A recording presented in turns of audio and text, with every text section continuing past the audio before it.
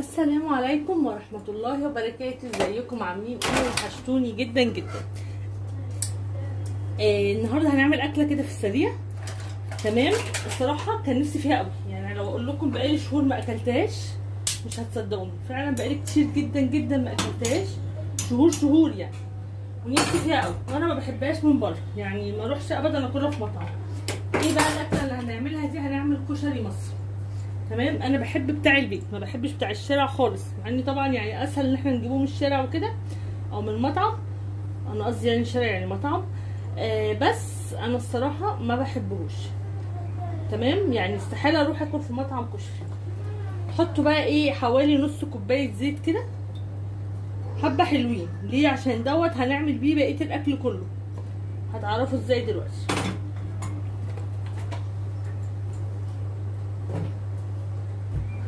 عندي بصل كده مقطعاه حلقات رفيعه زي ما انتم شايفين، هنحطوه ايه لما الزيت ده يسخن.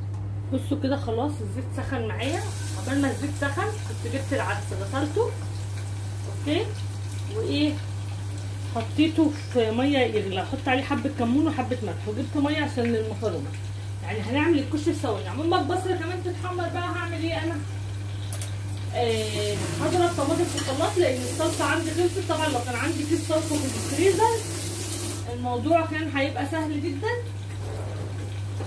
كنت على طول هطلعه واعمل صلصه الكشري. بس انا الصلصه عندي خلصت، والطماطم اليومين دول يعني في الوقت اللي بصور لكم في الفيديو ب 10 جنيه وب 12 جنيه. طبعا استحاله اجيب كميه في الوقت ده واخزنه، يعني فبجيب ايه على قد استعمالي، يعني 2 كيلو 2 كيلو كده. تمام. انما طبعا ما اقدرش اجيب بال10 كيلو طماطم في الوقت ده، حرام، وبعد كده يبقى رخصت طبعا حرام. تمام. بصوا هنحط على البصل حبه كمون، وهنحط على العدس حبه كمون، وانا طبعا رشه ملح على البصل. تمام. نحط هنا حبه كمون وهنا حبه كمون.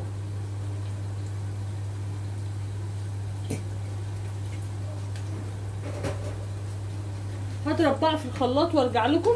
هضرب ايه؟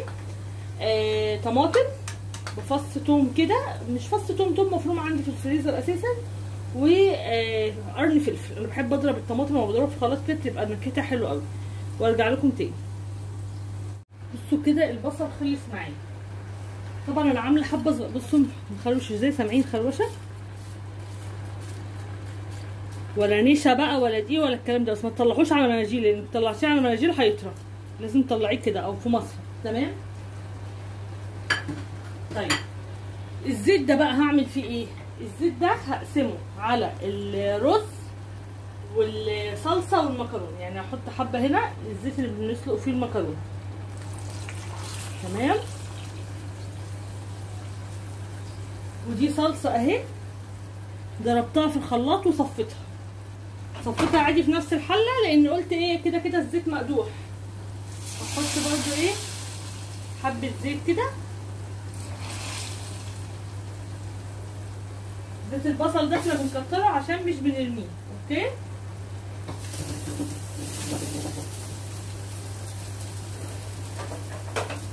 ايه هنحطه دي بس لسه عشان الهدوم كده خايفه ولع وانا واقفه الازاز واسع فبخاف.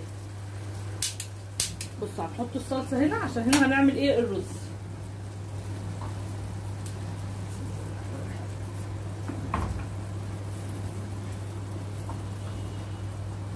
الصلصه بس بتتسبك كده واحط لها ملحها وبهاراتها. تمام. هنا بقى عايزه بس اشيل حبه للمكرونه برده ارشها فوق المكرونه، فايه والمكرونه كده خلاص هسلقها كده. يبقى فاضل الرز. انا ما بعملش حمص، ما بسلقش حمص لان انا مش بنحبه، ما بنحبوش على الكشري يعني. انتوا طبعا بتحبوه سلوه، ما فيهوش اي، سهل جدا يعني، تسلقوا الحمص وخلاص. كده حطينا ملح، وهنا العدس خلاص بيتسلق. استنوا ارجع لكم. هبتدي ايه بقى احط المكرونه. انا بحبها المكرونه اللي هي الصغنطوطه والسباكيتي، زي بقى بره بتبقى معموله كده على فكره، بتشتريها من بره يبقى هو النوعين دول، ولا بقى قلم بقى ولا اللي هي المقصوصه، لا اشتري كده كشري من بره هتلاقيه كله. بص انا بقسم الاسباجيتي بس على 3 عشان العيال يعرفوا ياكلوه يعني مع الرز، ما ينقوش المكرونه يعني. مش بقسم بقى، انا دايما بقسم الاسباجيتي على 2، لكن في الكشري بقسمها على 3. بس هو الكيس اللي هو 350 جرام ده، وعندي نص اللي هي المكرونه الصغنطوطه دي، نص كيس اهو.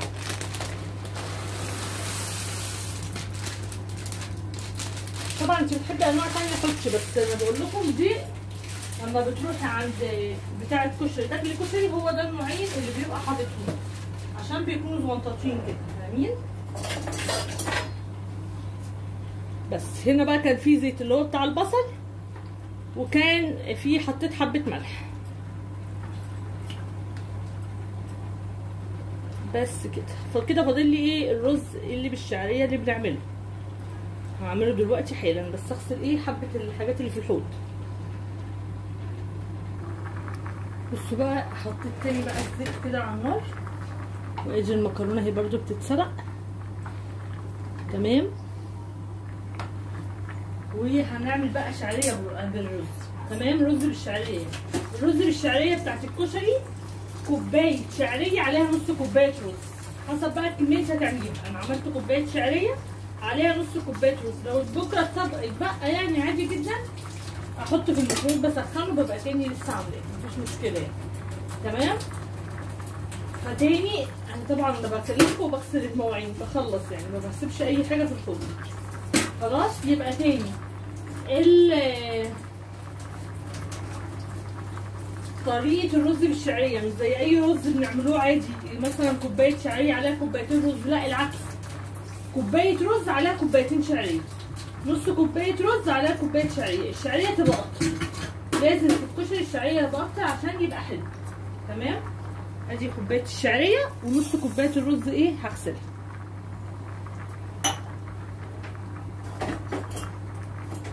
كده. خلص الكشري معايا. في اسهل من كده ولا ما في؟ نحمر بقى الشعريه هنا، وهنقل الصلصه على العين دي عشان العين دي بتبقى واطيه شويه، وخلص على كده. هغسل الرز بس.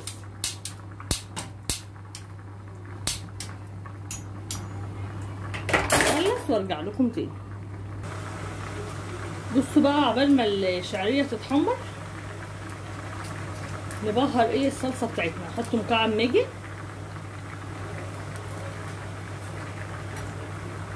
نحط ملح،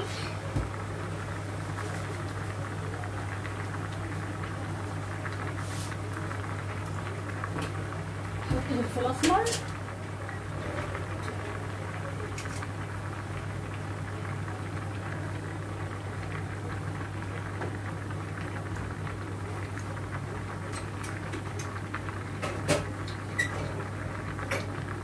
نحط كزبره.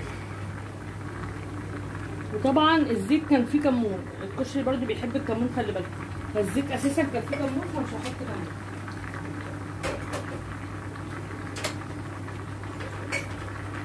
وهجيب بابريكا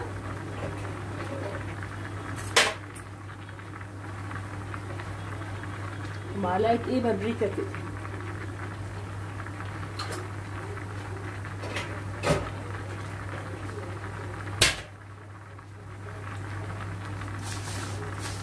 وهقول لكم هجيب ايه تاني برضو يتقلها. طبعا معلقه صلصه اللي في البرطمان بتديها قوام وبتديها لون حلو.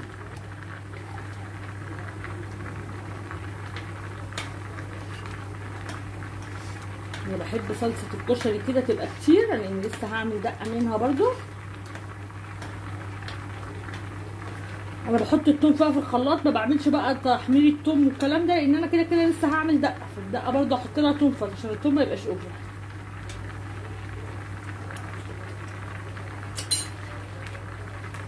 بس كده.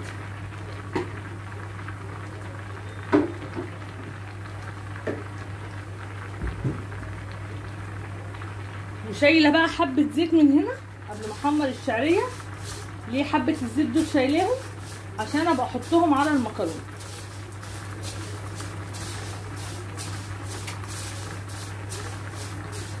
لما تستوي المكرونه احطهم عليها. بقى اهي الشعريه اهي اتحمرت.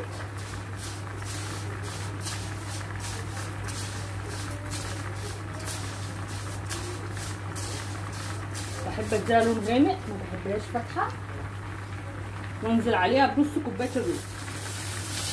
في ناس ما بيسلقوش العدس وبيحطوه عليه، بس انا ما بحبش العدس عليه.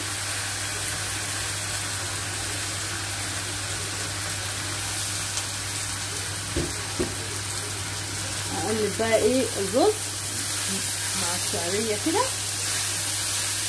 شايفين لونه؟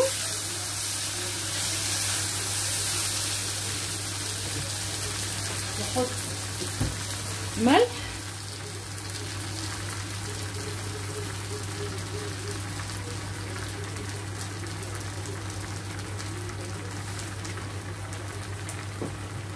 هقلب بقى الملح ده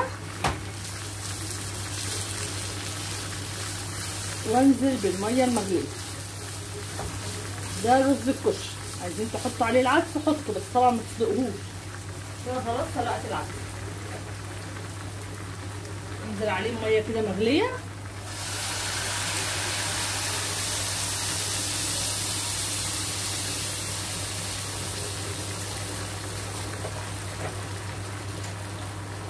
والمكرونه بتاعتي كمان استوت واكلتنا خلصت، ما خدتش معانا نص ساعه بالظبط كانت الاكله خلصت. اول بقى ما يتشرب هوطي عليه.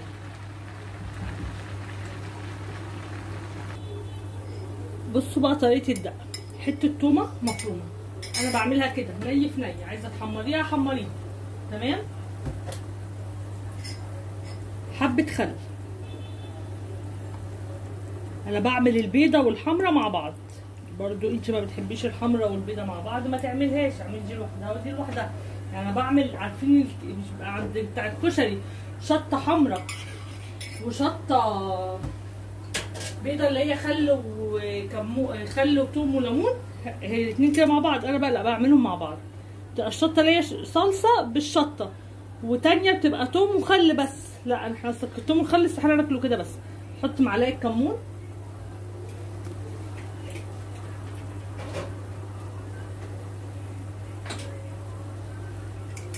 تلات اربع خمس بقى معالق شطه كده اللي هي بتاعت طعم البهارات يعني.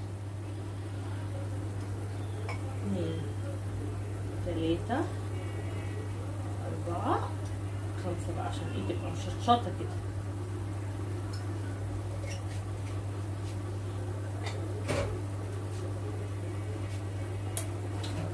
هندوب اللي احنا عملناهم دول في حبه ميه الاول.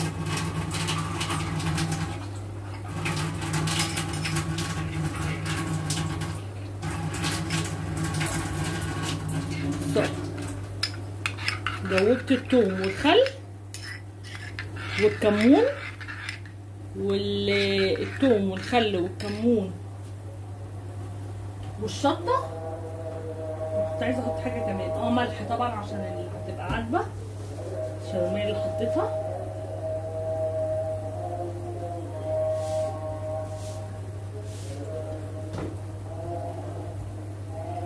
والصلصه بقى بتاعتي تتسبك احطها عليها، بس الصلصه لسه ما اتسبكتش، فهتتسبك احطها عليها وكده ابقى خلصت ايه الدقه. هوريهولكوا بقى بعد ما اغرف.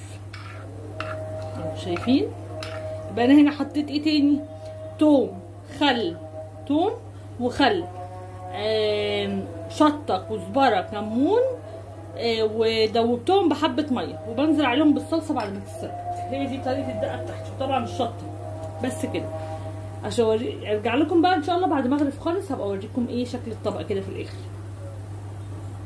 وبكده خلاص خلصت اكلتنا زي ما انتم شايفين كده. ادي طبق الكشري ومعاه بقى ايه الدقه بتاعته كده. بجد حاجه واو. ما بحطش بصل، انا عندي بصل اهو بس انا ما بحطوش لان ولا انا ولا ولادي. انا عامله بصل اهو بس لجوزي يعني. تمام. بصوا لسه مقرمش ازاي، بس طبعا انا وعيالي مش بنحبه. بس كده هاكل واكل الولاد. واشوفكم في فيديو جديد. دي فكره غدا كده بسيطه، جربوا طريقه الكشري بالطريقه دي هتعجبكم جدا بجد، بتبقى حلوه قوي. رصيت المكرونه وبعديها الرز وبعديها العدس. وادي الدقه، بصوا الدقه خطيره، شايفين الشطه بقى مع الثوم والخل فظيعه. بس كده، اقول لكم مع السلامه.